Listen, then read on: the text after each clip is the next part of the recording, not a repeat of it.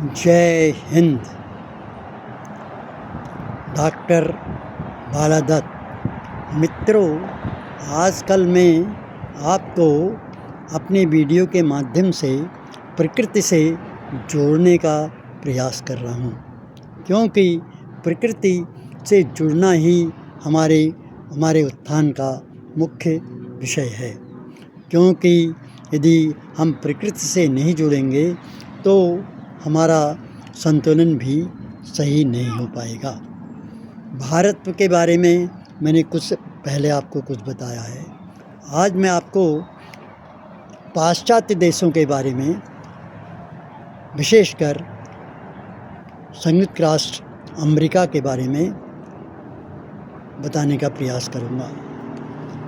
मैं 2001 से लगभग विश्व के सभी देशों का भ्रमण कर चुका हूँ, और मैंने उन देशों के भ्रमण के दिनों में जो कुछ प्रकृति, पर्यावरण, पर्यटन और पर्यटक और प्रदूषण के बारे में सोचा, देखा और समझा है, वो मैं आपके सामने रखने का प्रयास करूँगा। केवल अमेरिका के बारे में ही ज़्यादा मैं बताऊंगा, क्योंकि मैंने सूक्ष्म रूप से अमेरिका के यहाँ के लोगों को, यहाँ के सारी व्यवस्था को देखा है, समझा है, तो उसी के अनुसार मैं आज को वर्णन कराऊंगा। कनाडा भी अमेरिका की तरह ही है, वहाँ भी इसी तरह की सुख सुविधाएं हैं, और हो सकता है कानून व्यवस्था भी वहाँ इसी तरह की होगी।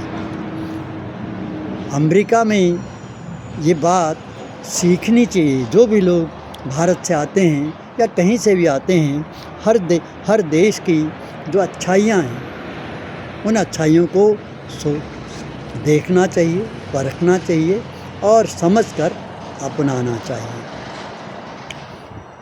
जहाँ तक मैं समझा हूँ, यहाँ पहली बात तो यह है, यहाँ जो है कानून का राज है।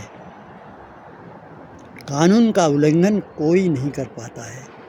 कोई भी यदि उल्लंघन करेगा तो उसको दंड अवश्य मिलेगा। इसलिए यहाँ के लोग इस बारे में, अपने कानून का पालन करने के बारे में बहुत ही सजग रहते हैं। कहीं कोई गलती हो जाती है तो उस गलती का उनको बहुत बड़ी हानि उठानी पड़ती है। इसलिए इस दृष्टि से यहाँ के लोग इसके बारे में जागरूक हैं। इसी तरह यहाँ का विधान जो है वो भी अपने आप में एक उदाहरण है, आदर्श है।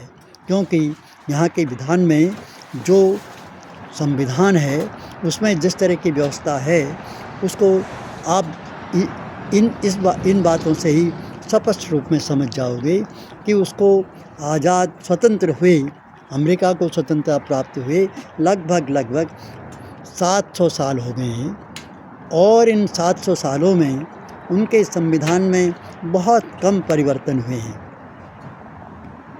बहुत कम का मतलब ये है, वो 27 ही संशोधन हुए हैं। इसका अर्थ ये हुआ कि इनका संविधान हमारे संविधान से ज़्यादा परिपक्व है क्या?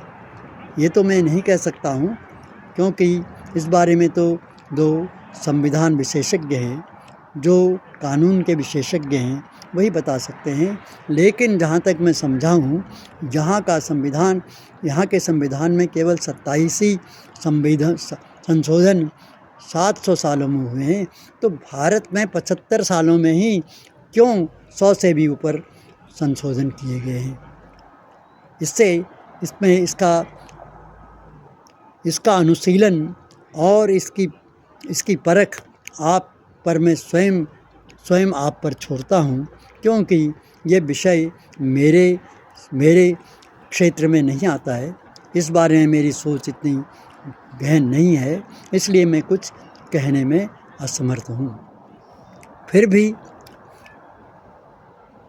यहाँ की जो व्यवस्था है, सड़कों की व्यवस्था, वृक्षों की प्रकृति, चारों चीज़ें जो है प्रकृति, पर्यावरण, पर्यटन और पर्यटक, ये सब अपने अपने उत्तरदायित्व के प्रति पूरी तरह से सजग रहते हैं और उसका पालन, वहाँ के नियमों का भी पालन करते हैं।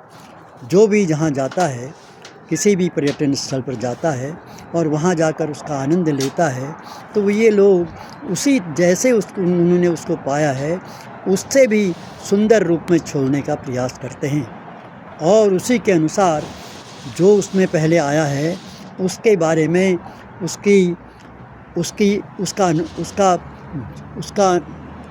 जांच की जाती है और उसके अनुसार उसको ABCD के श्रेणी में रखा जाता है। तो ये व्यवस्था है।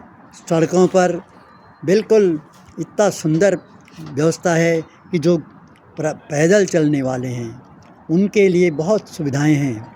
यहाँ पैदल चलने वालों का के साथ कोई दुर्घटना घटे यह सोचना भी कठिन है, क्योंकि व्यवस्था ही इस तरह की है। इसी तरह पर्यावरण भी साफ़ सुथरा है और जब पर्यावरण साफ़ सुथरा होगा तो प्रकृति अपने आप ही विकसित होगी, पुष्पित होगी, पल्लवित होगी, चारों ओर हरियाली हरियाली दिखाई देगी।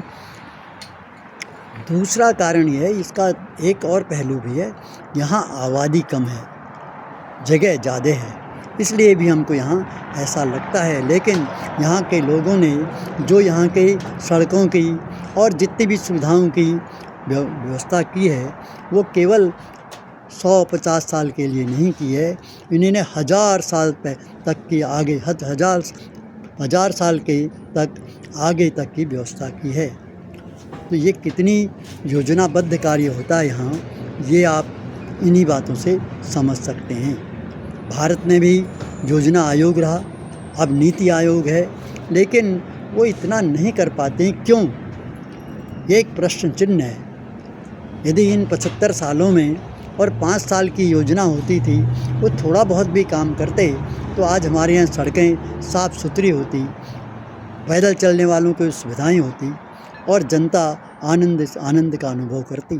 भारत एक ऐसा देश है जहाँ 6 ऋतुएँ हैं, हर ऋतु में का अपना आनंद होता है, उसका हर रूप देखने को मिलता है और हमारे यहाँ उत्तरायण और दक्षिणायन का सिद्धांत पूरी तरह से माना जाता है, लेकिन उसका भी पालन हम नहीं कर पाते हैं। इसलिए मित्रों, आप सभी को कहना है, सुनना है, गाना है और अंत में इन तीनों का मेल करके समझना है। जब आप इस बात का विश्लेषण करेंगे और उस विश्लेषण के माध्यम से भारत में भी इस तरह से कार्य करना चाहेंगे तो ये आपको भारत का रूप निखरता जाएगा। विगत 10 वर्षों में हमारे देश में जिस तरह से आवागमन के संबंध में सड़कों का विकास हुआ है, पर्यटन स्थलों का विकास हुआ है, वो अतुलनीय है, प्रशंसनीय है, क्योंकि उसमें बिल्कुल स्पष्ट दिखता है कि सड़कें बहुत सुंदर हैं, पर्यटन स्थल बहुत सुंदर हैं, लेकिन फिर भी प्रश्न वहीं उठ जाता है जब हम वहाँ जाते हैं तो पर्यटक उन स्थलों को गंदा छोड़ करके आ जाते हैं। इसलिए हमें इस ओर विशेष ध्यान देने की आवश्यकता है। इसके लिए सभी भारत के युवाओं को, प्रबुद्ध जनों को, विवेकी जनों को, राजनीतिज्ञों को एकजुट होकर इस दिशा में कार्यरत होना चाहिए। धन्यवाद।